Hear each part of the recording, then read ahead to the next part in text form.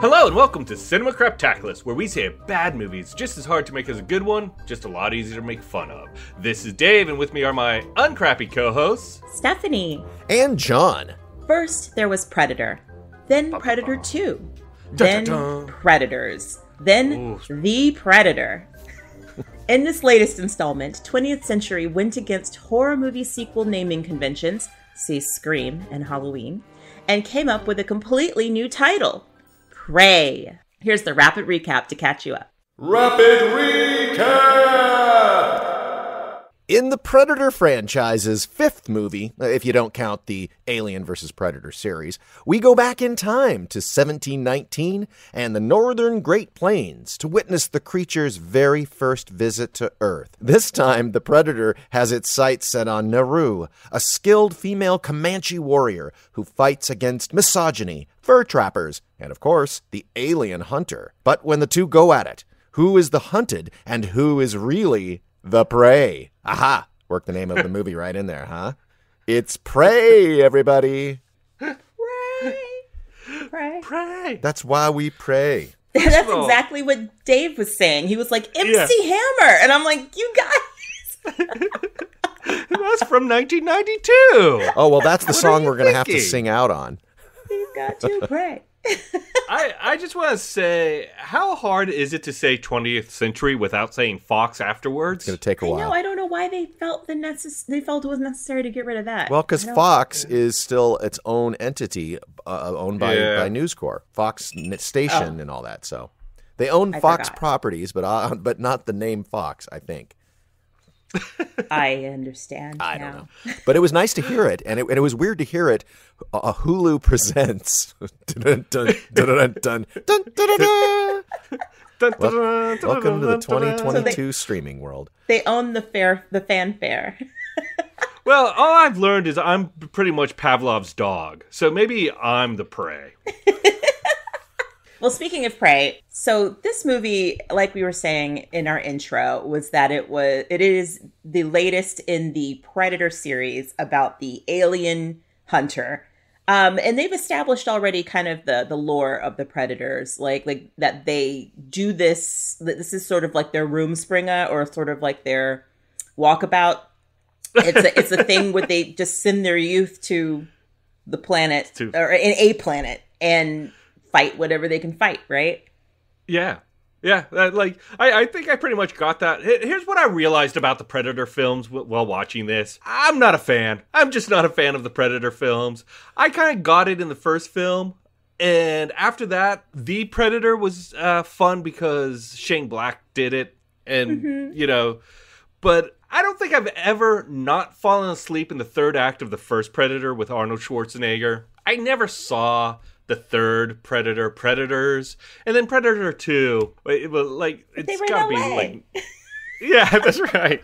It wasn't Predator 2 basically just Lethal Weapon 2.5? Because Gary Busey, Glover, Joel Silver, producer. I'm sure there were a bunch of random guys that got shot by rigs that showed up as guest stars, and it had what's his name, Michael Kamen doing the music. But you know what? It's funny you brought up the alien walkabout, and I love how we never get the backstory. Thankfully, that's one thing we haven't got is any backstory on these hunters, because I think that would just kill any mystique that's already there. They just get dumped off. We don't know. They could be kids being dropped off at summer camp, and okay, have fun hunting, or dentists being dropped off in the savannah, right? Yeah. Or it could be one of those Bear Grylls thing where you pay to be dropped off on a planet and live on your own, and you gotta maybe he's got a GoPro and he's actually recording it, and we don't know that for his people back home.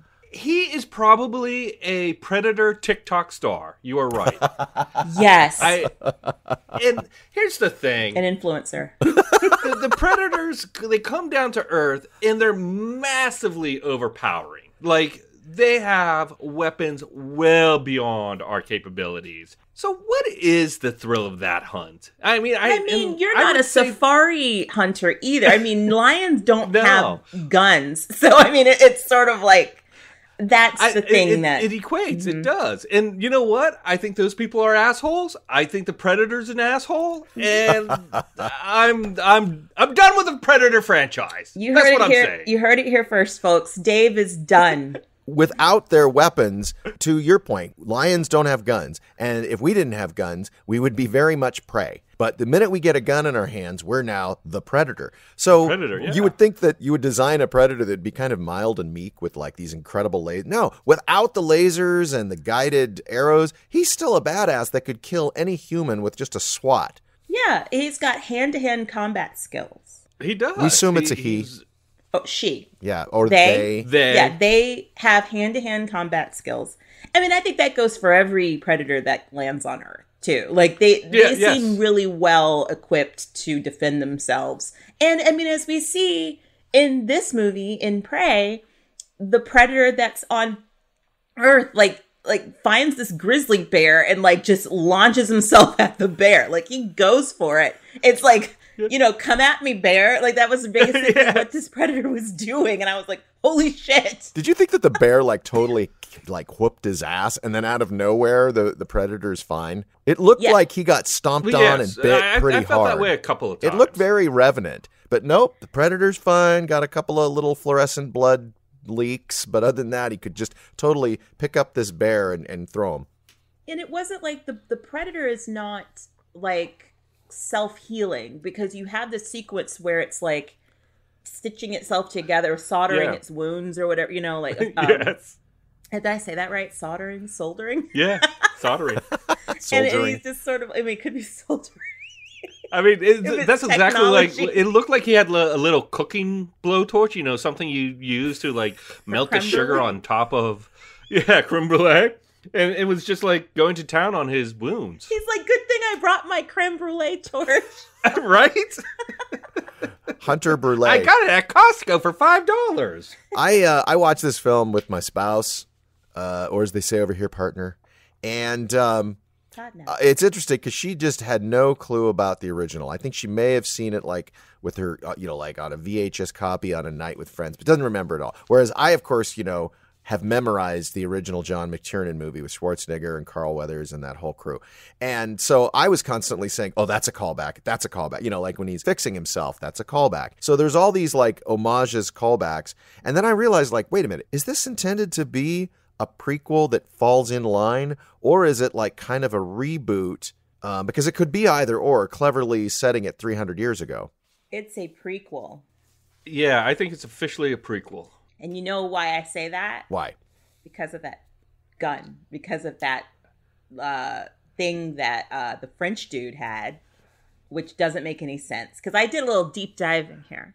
And apparently that pistol belonged to this person. I'm going to forget the name. But this Spanish dude. And Spanish dude apparently in the comic books was working on a pirate ship or something. And gave the weapon to the predator that was in his story.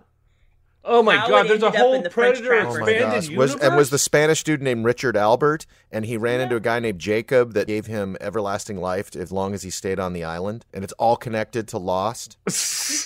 No. I'm just sipping my tea.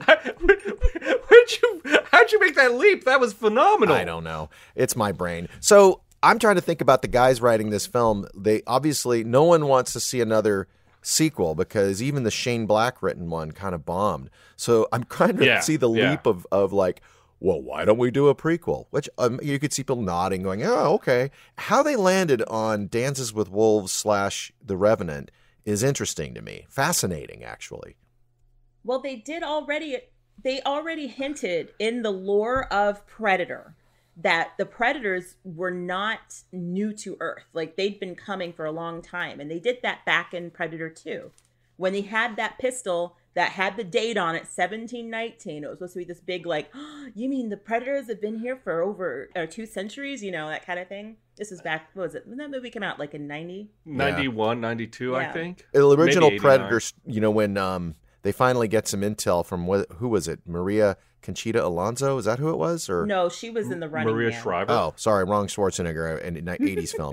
So the woman, I forget her name, she's sort of the local, kind of the woman that's with the bad guys that they in the jungle, and she becomes their prisoner, but ultimately she and Schwarzenegger kind of help each other. She said that when the summers got really hot, the men in their villages would disappear, as if like the predator, maybe because he's reptilian, only goes to hot locations. So how he or she ended up on the North Plains of, what is that South Dakota? North Dakota? Oh. Perhaps. I mean, there seemed to be like woods. Yeah, so it didn't seem probably too North summertime. Dakota. It seemed like spring Yeah. Alberta, Canada, where they shot it. But it was gorgeous, by the way. God, the scenery. The Northern Great Plain. Yeah, the northern. I think that's what they said in the lower on the. Or I stole it from Wikipedia. Who knows? No, it said it in the There's so movie. many explanations for this movie. So let's jump into the world of Naru, who is our protagonist. And I felt like we were watching basically an R-rated Disney movie, because it kind of had like Brave, where the protagonist girl wants to go out and do the man stuff, but all the men say she can't do it because she needs to be a hunter-gatherer or a gatherer, and they're the hunters. But darn it, she's been practicing her axe skills, and I was waiting for like her to break out in song. She did have a Disney princess look as well. Yeah. Yeah, I thought that she looked very stylish for 1719. That's my only criticism. I was really thrown by the dialogue, and they spoke essentially CW English. They were like, CW. so what's that? Oh, that's a bear. He's just hanging out. Really? Yes. Hanging out right here? Yeah, just hanging out. And I was like, whoa, aren't they going to, like... quite frankly, I almost went to a racist place where I was like, oh, shouldn't they talk like indigenous people from movies past? And then I realized, no, they shouldn't at all. And then when we got to the fur trappers, and they were speaking that, it to me sounded like garbled French. Well, that's because they're Acadians. And how not like any language it sounded to me, and how that contrasted to their language, and I realized, oh, this is to kind of put you off as a viewer, to feel as lost and confused as she was when she was trapped by the fur trappers, which, you know, is a porno I plan on producing, Trapped by the Fur Trappers. Should be fun. But it really threw me off, and then I really admired it and thought, oh, okay, I see what they're doing. And there's also a Comanche track on Hulu that you can put it on, which I hear is even better. English subtitles with Comanche. Do the overdub. actors, did they, because they're speaking English, so did they shoot it in Comanche or do they dub it in Comanche? Dub. Because that's 2 movies they'd have to shoot. Right, but they didn't do that. What they did was they shot the film as we saw it, which was a mix of Comanche and English spoken. Right. And then they went and did the Comanche dub. Which is what Now, Dave I don't know said. my Comanche history, but is it like... Why are you asking us? Well, I was going to think say... about whatever question you're asking right now. You started the question with, I don't know my Comanche history. One of us, we're the indigenous You're the only 2 people here. If I could get a here? Comanche expert right now, I'd bring him in on the Zoom. Well, what's or your her. question? Or they. What's your question? I don't know if this is like a sci-fi film with Michael York, but do all the men just disappear when they turn 30? Because I swear I didn't see a single male except over for the 20 except for the chief. Like, it was like all the men, did they all die? Because it seemed like all teenage boys. Like, I loved the sequences. I have to admit, like, okay, first of all, her brother was fantastic. Yes. His name is Dakota Beavers. Beaver. And he was a great character, good actor. And you really do care about them as a brother and sister Yes. team.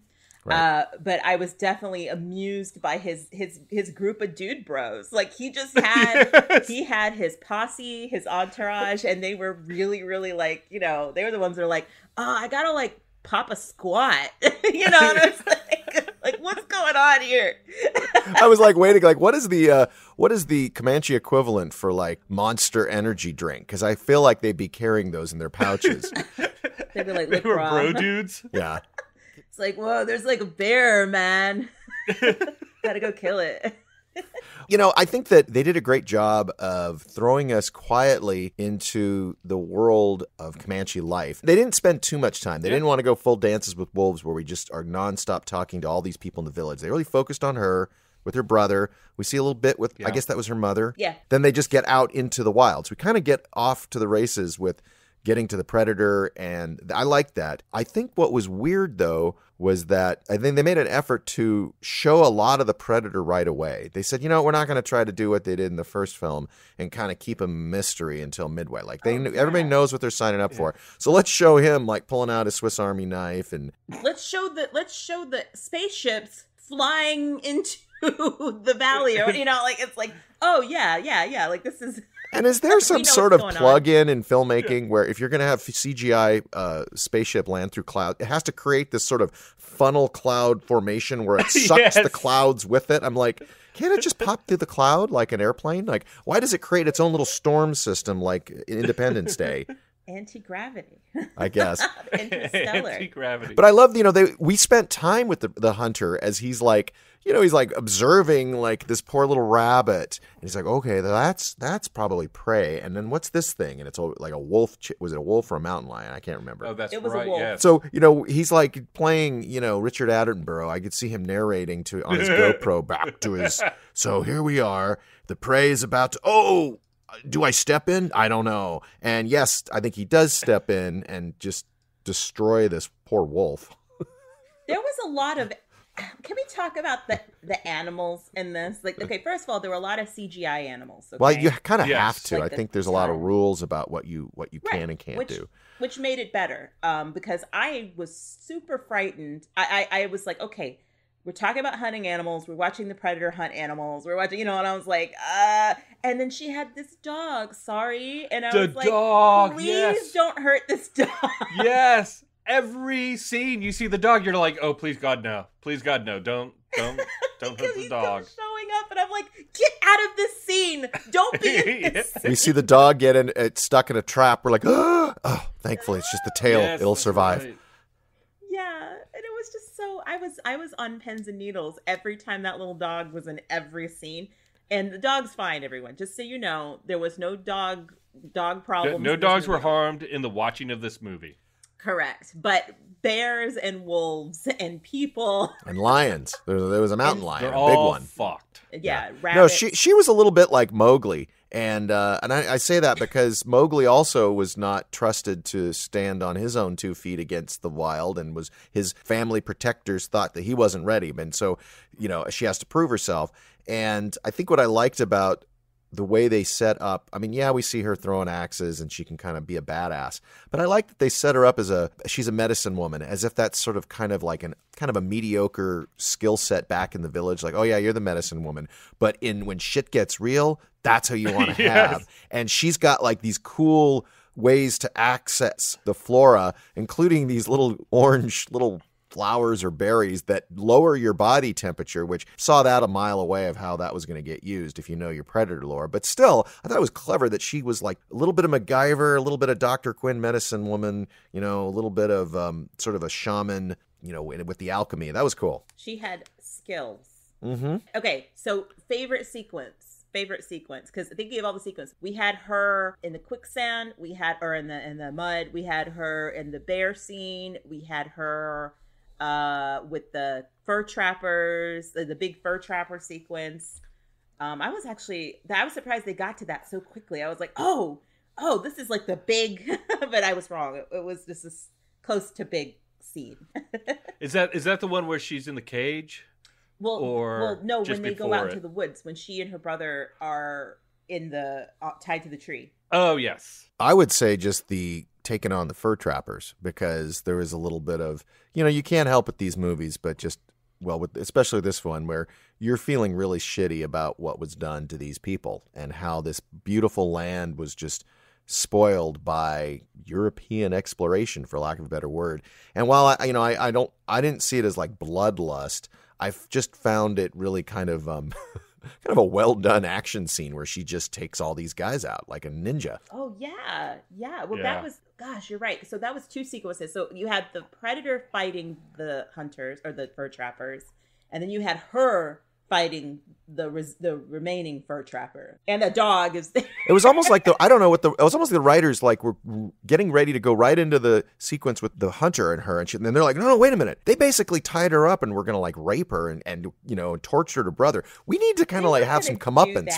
We need almost like they had to go back and rewrite a scene where like, oh no, she needs to kick their asses. We can't just have her go right into fighting the predator. She has to deal with these pricks. And so that was kind of rewarding, I thought. Yeah, definitely. Hey, Craptaculars, we'll be right back. Hey, you guys, this is Tara, and boy, oh boy, do I wish I was about to talk to you about some super cool product or like a neat movie coming out, but I'm not, because America. Here at Cinema Craptaculus, we recognize that the medical privacy rights of millions of American women are no longer protected, and that safe and affordable reproductive care will not be accessible to women in every state. Each month, we'll share a podcast or organization that helps highlight and support women's reproductive rights and access to safe health care.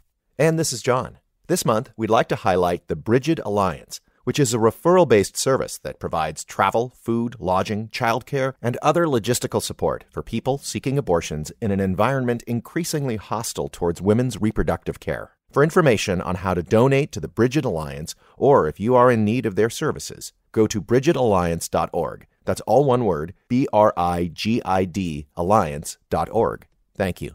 And now, back to the show.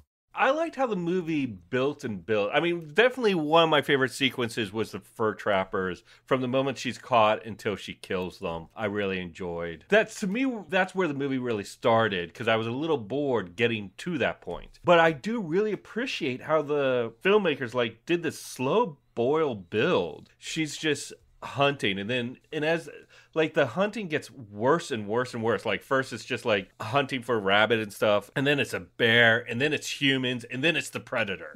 And all of it, it's almost like you're watching the small guppy fish go against the eating ranks. What do you call that? The food chain. The food chain, exactly. Like she's starting at the bottom and working her way up the food chain Started to defeat from the bottom, now each she's of the. Here.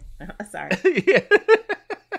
Sorry. So I just really appreciated that. I'm gonna couch it this way. One of my favorite moments is also the moment where I was like, what the fuck's going on here? And that's when she defeats the predator. And extreme spoiler alert. I guess I should have said that before I said she defeats the predator. But, if you're going into this movie not knowing she's gonna win, then welcome to America, because this must be your first movie you've ever seen here. When she defeats the predator, she defeats it with his own weapon, in the sense of he has this on his helmet, his mask, his face mask thing. There's a laser aiming device, and it's the triangle, the 3 dots. Yeah. And when he puts it on a place and then shoots his gun, the bolts go wherever the dots are. They don't go straight. They just go wherever the dots are. It's almost like heat seeking in a way, but yeah. not. It's like laser targeting. Yeah, it tags it. Laser painting. So what happens is she knocks the mask off, points it at... She realizes this, knocks the mask off, points it at him, and he's like, I'm going to shoot you with my gun. And so he aims it, but doesn't realize... He turns it on, so the things are pointing to the back of his head because the mask is on the ground, next to him. And he shoots, and the bolt goes off, veers off from her, and hits him in the back of the head, because that's where the laser dot is. And this whole time, I'm like, does this guy not know how his gun works? Because it seems like a really, really, That's a good question. That's a rookie mistake. The there, other Boy predators Scout. are up on, Spaceship Predator or Planet Predator, laughing their asses off at Chucky, who went down. They're like, you know what? We're going to fuck with Chucky. We're going to readjust his aiming thing so that it only goes to the dots. Let's see if he figures it out. It's funny you bring that up, because I think the film has a little bit of missed opportunity, and it's kind of like, I didn't see Cowboys versus Aliens all the way through. I tried to, but I just couldn't. But, this whole introduction of not just, modern technology, alien technology, like this real, just the whole concept of electronics and infrared and X-ray and invisibility, all of these things that even in the modern world of 1986, when the original film took place, was mind-blowing and way, way ahead of what the tech that Schwarzenegger and his team were up against. So they had to kind of figure that out. But here we are in a world of sticks, fire, bows and arrows, and we pray to the gods of the weather and the elements and Mother Earth. There was no sense of like, not that they would get into like the spirituality of a demon, you know, but there was no sense of like, even with the difference between human and alien, like they had never seen a creature like this. They had never seen technology, anything like this. It would be magic to both the fur trappers and the Comanches.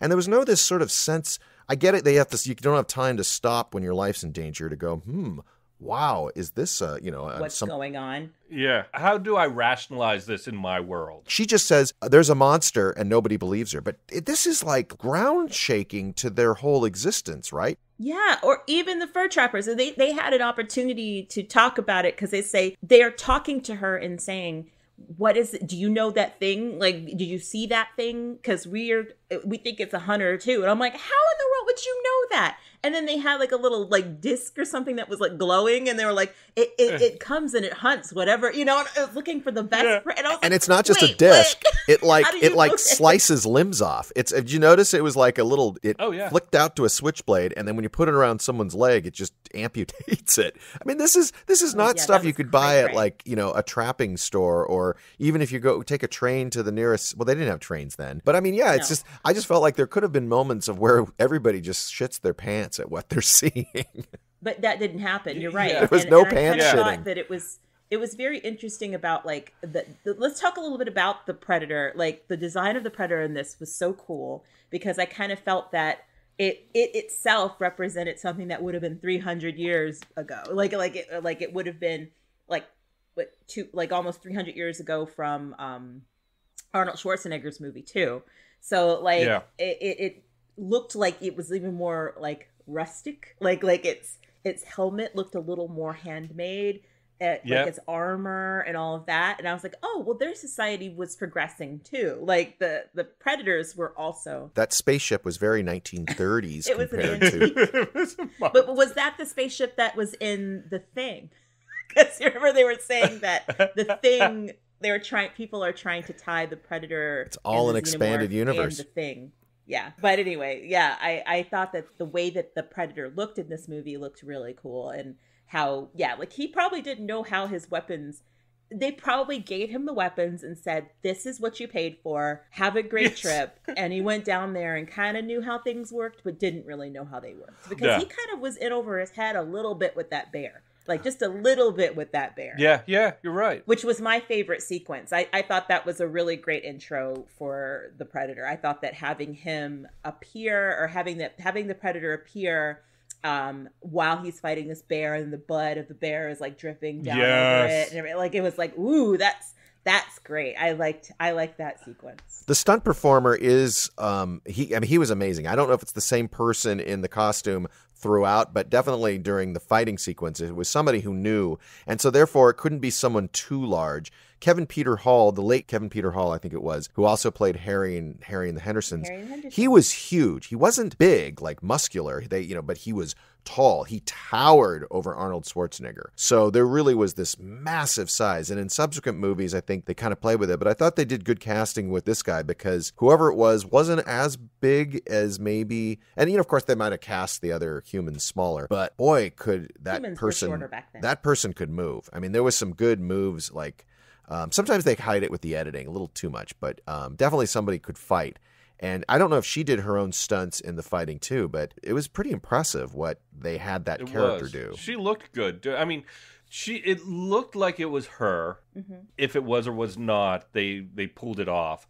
And I believed her. I believed that she could do this. And I also believe the brother could do all the stunts he did, all the fighting he did. Yeah, like him riding on the horse, that was so dope. Yes. I mean, like he was going around and like getting the Predator, Yeah. hitting him. And then when he like does his final attempt at the death blow on the Predator, it was a cool shot. It was a nice frame, design in the frame where he's like leaping. Was he leaping off of a horse and stabbing down with a spear into the Predator? It was kind of like a splash parade. Yeah.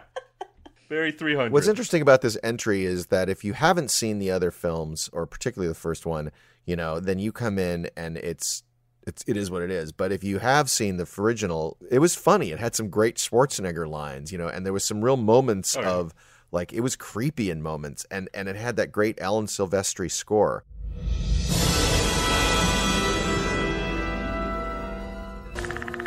Run! Go! Get to the chopper! And so without sort of those elements here, it's a wholly different kind of movie. It probably works better because it's a prequel, because if it was a sequel, and I didn't see The Predator or The Predators, but I think that there was a charm to the first one that was like part of the 80s, but it's also sort of like getting to know these characters. I didn't really get to know anybody in this movie that well, except for maybe the brother and sister. The supporting characters, honestly, were all interchangeable to me. I felt like I got to know Naru. But no, I'm talking about... spent the most time with her. No. I said the brother and sister, the two leads.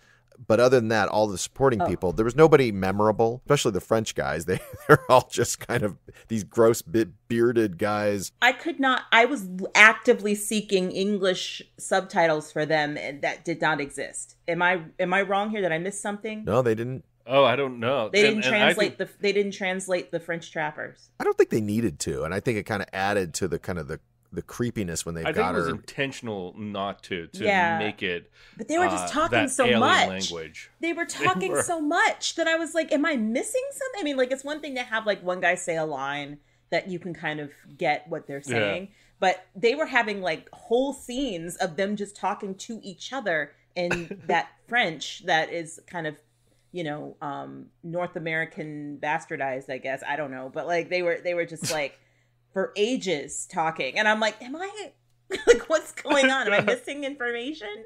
I think one thing that the Predator films always seem to get is how bad the Predators really are as hunters, because they always lose. They're just inexperienced. Like you said, they were the dentists of their planet. They should do a movie where the ending ends where everybody gets killed. I think the Predator should like have a victory dance in one of these films, and his buddies show up, or it's like woo. There should be like pictures of them next to humans strung up and upside down. And they're like, hey, look at me. I killed my first human. They've got their giant gun and their foot on the head of a human. Yeah. There should be Predator Facebook is what I'm saying. Well, he was doing that thing. The Predator was doing that thing where he sprayed the skin off of the wolf's head that he had collected, and it was like a skull that he put on his belt. So you could do that to people. Well, should we rate this? Yeah. Cinema Craptaculus ratings. So we have a 3-tiered rating system here at Cinema Craptaculus. The top tier is Cinema Craptaculus Trapped in My Seat. This is a must-see. The second tier, Hunt for Something Slightly Better. This is a movie that's pretty good on a Sunday afternoon. And the third tier, Utter Crap, Merdi. Merdi? Merde. Merdi. En français. As for our French trapper. Merde.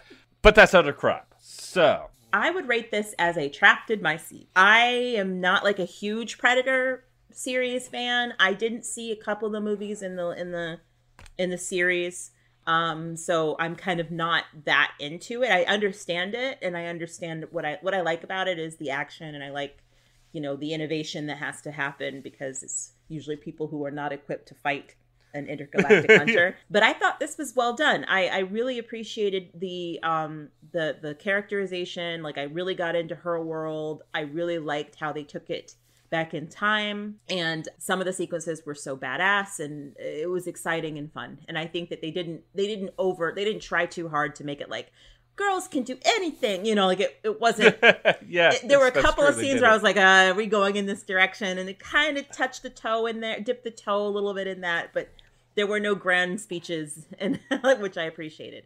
I also liked the end of the credit sequence where it's indicated that they're not done with this setting yet. Was there an end credit scene? I didn't see it. Well, they had some illustrations, I'm assuming were meant to be sort of like Comanche drawn, and there was 3 spaceships sketched. Am I correct? Yes, it was showing us everything that happened in the movie, and in the very last sequence, when she comes back with the head, you see a little animated thing of like her standing, whatever, and then the spaceships show up, and everyone's like, ah! and then it goes to the prey, whatever, or prey. And I'm like, oh, more spaceships. So that's going to mess with the timeline if a bunch of spaceships come down and attack the Great Northern Plains, and then cut to 1987 with Arnold Schwarzenegger. Is it 87 or 86? 87. With Arnold Schwarzenegger going, I think in the history books there was something like this.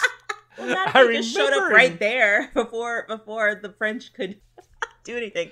Well, how would you guys rate this? I would give it also a trapped in my seat. I didn't see the other Predator movies the way Dave has, except for, but I did love the first one. And I like, because this one had nice little callbacks, but I didn't feel like it was trying to tread in the footsteps. It felt like its own unique story, and I appreciated that. And I think it was clever to set it. They could have chosen any moment in time, and they chose to set it during a place in North American history where it's sort of the dawn of European colonization, and it was still wild and natural. And these people that they show at the forefront were badass hunters themselves. So it's almost like kind of a no-brainer. Like, yeah, if you're going to have people go up against them, because in the first film, it's badass mercenaries trained to kill and survive in a situation. Well, that's basically what these indigenous people could do without even thinking about it. And I think a sequel would be challenging because, I could see the temptation to go a little further into time where you've got white settlers, like,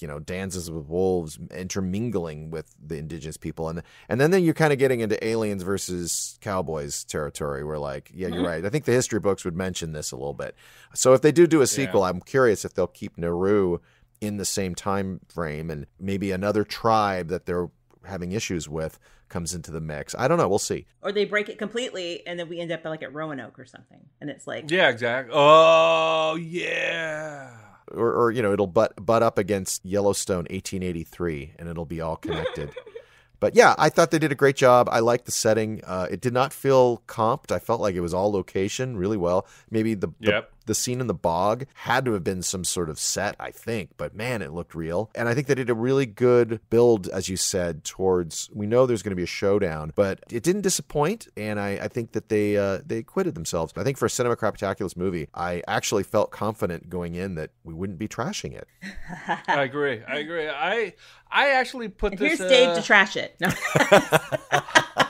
I put this at Hunt for Something Slightly Better. This is a middle of the road Craptaculus. This is a great Sunday afternoon movie, but like a prime time Friday night movie, I don't know. Look, this movie helped me realize I did not like the Predator franchise, which is great, but I also think that this is the best version of a Predator movie there has been to date. I think thematically it was perfect. You have what you were saying, John, this time where Europeans were settling or exploring the countryside where these people were living and invading it and destroying it. And then you have this alien predator, and it's a great metaphor, and I feel like that's what sci-fi and horror should do, and it does that smartly. And so I really admired a lot about it. I just didn't enjoy it as much as I wanted to. Wah, wah. Wah, wah. Well, I think that goes back to some of what we were talking about with the mythology of the films, that,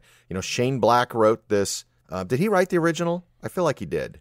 I want to say he did. No, he wrote Lethal Weapon and just starred in the original. In Predator. Oh, okay. He was an actor in it. But, he did put his fingerprints on probably his scenes. But there was sort of a wittiness to that. I'm glad they didn't do a film that tried to replicate that, which I think they may have done with Predators. Yeah. I think it was a really smart direction to go in this way, too. It was weird because the gore felt very horror-like, but it wasn't treated like horror. It was kind of treated like if you're out in nature, this is the kind of blood you'd see. If you look at it on face value, like, that was horrific death.